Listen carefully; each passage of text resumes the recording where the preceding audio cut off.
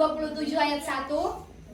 Tuhan adalah terangku dan keselamatanku. Kepada siapakah aku harus takut? Tuhan adalah benteng hidupku. Terhadap siapakah aku harus gentar? Pertama-tama kakak mau nanya dulu nih. Mazmur ini ditulis oleh siapa? Ayat kita ini ditulis oleh siapa? Ada loh di atasnya. Tuhan. Daud, betul. Ya. Terus kalau benda-benda penerang apa aja tuh? Yang kalian tahu? Benda-benda penerang. Hah? Lampu. Bukan itu, maksudnya benda-benda penerang yang ada di sini. Matahari, lampu. Iya, tapi kata terang di sini di dalam nats Alkitab kita ini maksudnya kehidupan dan pengharapan. Kita telah mengalami keselamatan dari dosa saat Yesus disalibkan di kayu salib. Iya, jadi tahu nggak cerita Daud yang terkenal? Daud dan Goliat. Nah, tahu kan? Kenapa dia bisa selamat? Itu kan karena dibantu oleh Tuhan. Dia percaya sama Tuhan. Walaupun dia lawan raksasa, tahu kan Goliat itu raksasa? Tahu. Ya.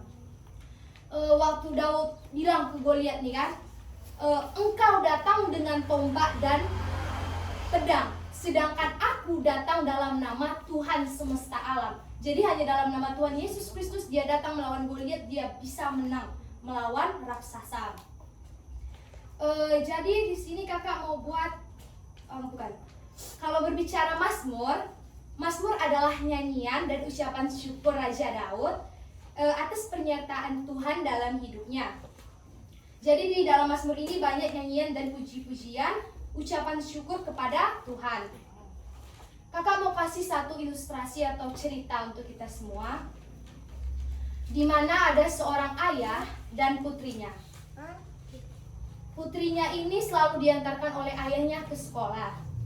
Jadi setiap dia pulang sekolah, ayahnya menjemputnya, mengantarnya setiap hari, menjemputnya selalu seperti itu. Hingga suatu hari, di pagi hari yang cuacanya agak mendung, seperti mau hujan, ayahnya mengantarkan putrinya ke sekolah dengan menggunakan mobil, jadinya karena udah mau hujan. Ayahnya antarkan putrinya itu dan berkata ke putrinya setiba di sekolah, "Putriku, kamu belajar yang baik ya di sekolah, dengarkan perintah gurumu, jangan melawan. Nanti ayah akan jemput," kata ayahnya.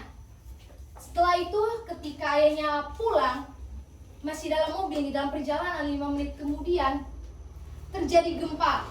Ayahnya langsung khawatir, bagaimana keadaan putriku yang di sekolah?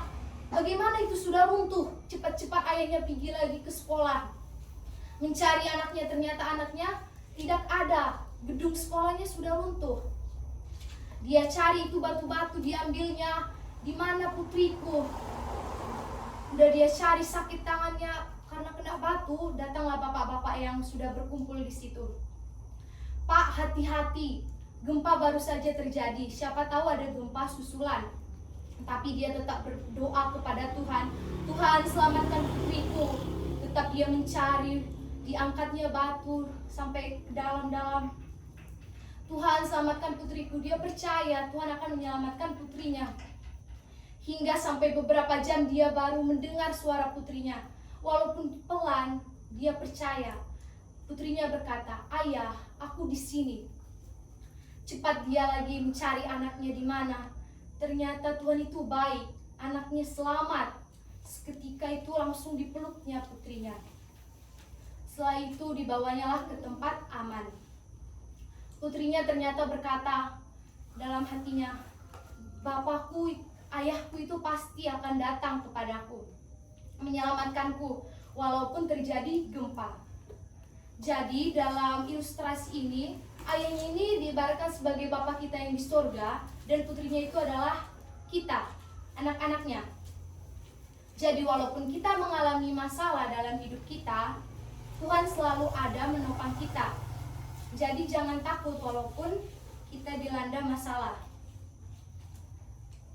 Sangat luar biasa Allah melindungi kita semua dalam keadaan apapun. Diberikan sekolah yang bagus, sepatu yang bagus, tas yang bagus, itu semua dari mana? Dari Tuhan. Dicari orang tua kita dan diberikan kepada kita. Kalaupun Tuhan belum memberikan tas atau sepatu yang bagus kepada kita, jangan khawatir, karena Tuhan pasti akan memberikannya walaupun belum untuk saat ini. Jangan sampai kita berputus asa. Tuhan pasti menyertai kita dimanapun kita